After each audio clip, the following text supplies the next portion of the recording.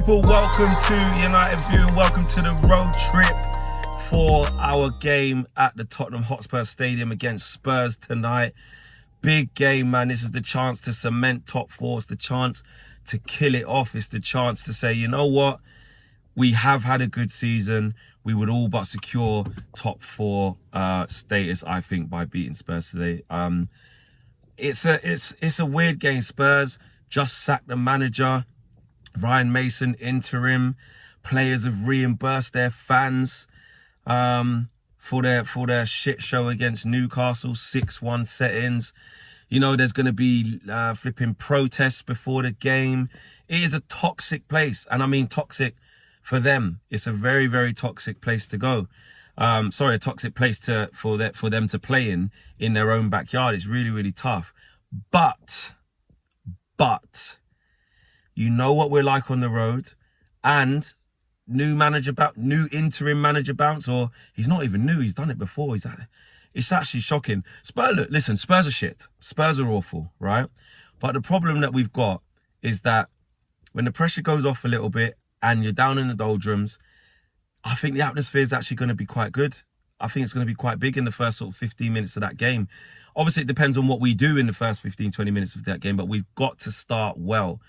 And I'll talk about team news and individuals in a second, but in terms of how the game is going to pan out, how I think it is, I think we've got the opportunity to make it either a really uncomfortable place for Spurs where, you know, they're pretty much throwing their season tickets on the pitch and can continue their capitulation and add to their misery because they are an awful team. Or we do that Man United thing. We do that Man United thing that we have been doing this season away from home against teams in the top half, which is struggling, which is, you know, mentality's not been good enough, making mistakes, just not been good enough. But having said that, this Spurs team really is something bad. They are woeful. But the reason why I'm not 100% confident, like, no, we're going to dust them down easy, they're Spurs, they're crap, they ain't even got a manager, is because it will be just like Man United to rock up to a Spurs team that is that rubbish, that awful, that low on confidence, and just be silly with it. But if we play anywhere near our best, we should have way too much for that Spurs side. And that's even without Bruno Fernandes. We should have way more than them. And it is going to be about how we manage the game. That first sort of 10, 15, even 20 minutes is going to be really important because, okay, look at the Brighton game, for example, right? Spurs should never have won that game. They should never have won that game. They got done by VAR, Brighton, etc., etc. But in terms of the first 10 minutes of that game, Son scored a great goal as well. That's all it takes. You know, Brighton, okay, went back to their principles, really good under De Zerbi, and they started mashing them up and then got robbed. But us, we're so fragile mentally away from home, or that's been the case many times this season, that you go, oh, you know what? Boy, if we concede early, you know, the crowd gets up, the pressure's off Ryan Mason. There's no pressure on Ryan Mason. Yeah, hold on, let me move this. There's no pressure on Ryan Mason. That's what we do know. There's no pressure on him. You know, I know there's talks of them getting in the top four, but if they don't make it into the top four, nobody's surprised. And Ryan Mason's got kind of an impossible task. You know, straight after us, they have to go to Anfield. I can't see Spurs putting in back-to-back performances to get into the top four. But a win against Manchester United could go away in kickstarting that. So from that, I think we need to be really careful and actually respect the opposition, even though they don't deserve it. You know, we have to go there and put in a proper performance, a professional performance. You know, people like Son and Kane, although they've been crap all season, Spurs have, and Son in particular as well, he can still score in an instance. If you make a mistake, if you do something wrong, and give him the chance to score, he'll take it. And obviously we know about Harry Kane as well. Apart from that, the rest of their players, they're not as good as ours. So we should be beating them. Team news, look, I think obviously Bruno's going to be interesting to see whether he starts or not. I think I got a feeling he will. I got a feeling Bruno's such a fire.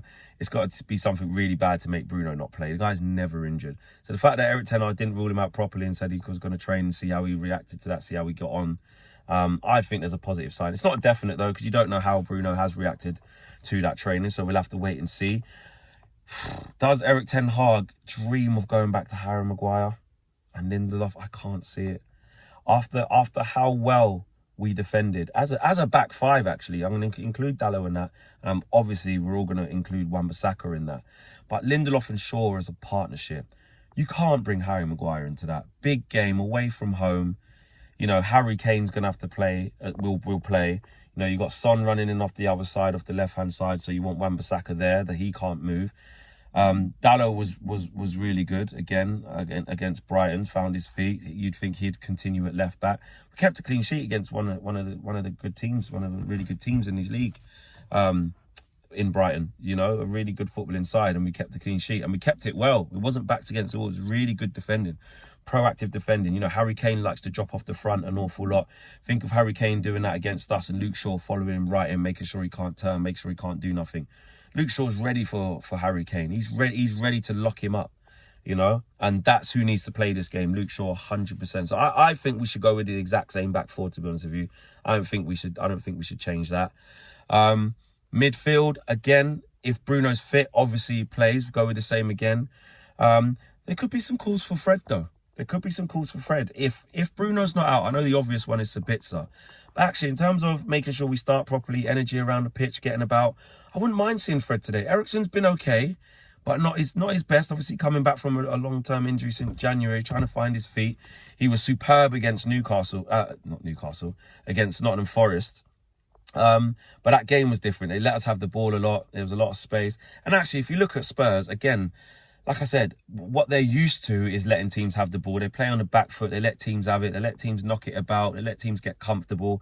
But I think in the first 20 minutes, I don't think they will do that. Surely they've got to show a bit. Surely Spurs are going to run around and put a bit of intensity in. Even if it's just for us to ride out that little bit of intensity, you know, little players running around the place, trying to rough us up, trying to put in tackles, get the crowd on board. As long as we manage that 15, 20 minutes, then it should be a game like any other. Because actually, it works both ways. If Spurs get the crowd up and get an early goal, yeah, it works for them. But also, the longer the game goes 0-0 with Spurs not really doing anything, with Spurs just, you know, poor in defence or poor up front, not offering anything, the more the game opens up and the more the fans get on top of the players and the more the atmosphere gets toxic in there. And that's what we need to do. We need to go for the kill and go and try and score early. But yeah, midfield, where, you know, obviously, yeah, our main midfield, Eriksen, Casemiro, Bruno, it's never lost. So I think if that's available, I think Erik ten Hag will go with that. But if Bruno doesn't play, I'm happy with Fred to come in. Obviously happy with Sabitzer to come in. And up front, again, we know it's got to be Martial, Rashford and Anthony. So no surprises there. This video is brought to you by the Circl app. And also remember, during the game, link in the video description below and QR code. Download the app and get involved in the Circl game on the match view live in the studio as well. So yeah, I'm looking forward to it. I'll be at the game. I'll be getting the reaction down there as well. Look, we should be winning this game. We should, if we're serious about getting top four, we should be winning this game. We should be saying, you know what, let's go there. Let's do these. Compound them to more misery.